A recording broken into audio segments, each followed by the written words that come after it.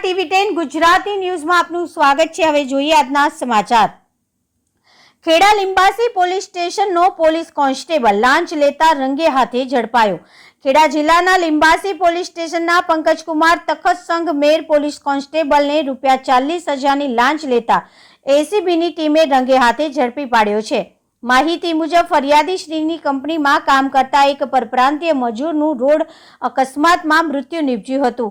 આ મામલે લિંબાસી પોલીસ સ્ટેશનના પીઆઈ દ્વારા તપાસ હાથ ધરવા કંપનીમાં હાજર રહેલા પરપ્રાંતીયોને પોલીસ સ્ટેશન લાવવામાં આવ્યા હતા। તે સમયે ફરિયાદી શ્રી હાજર ન હોવાથી તેમને ફોન કરીને તાત્કાલિક થાને બોલાવવામાં આવ્યા। પછી પોલીસ કોન્સ્ટેબલે ફરિયાદી શ્રીને જાહેરનામા ભંગનો ગુનો દાખલ ન કરવા માટે ₹60,000ની લાંચની માંગણી કરી।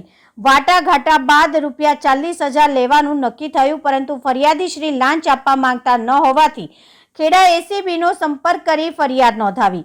આજરોજ ગોઠવાયેલા છટકામાં આરોપી પોલીસ કોન્સ્ટેબલ ફરિયાદી શ્રી પાસેથી ₹40,000ની લાંચ લેતા રંગે હાથે ઝડપાયો હતો।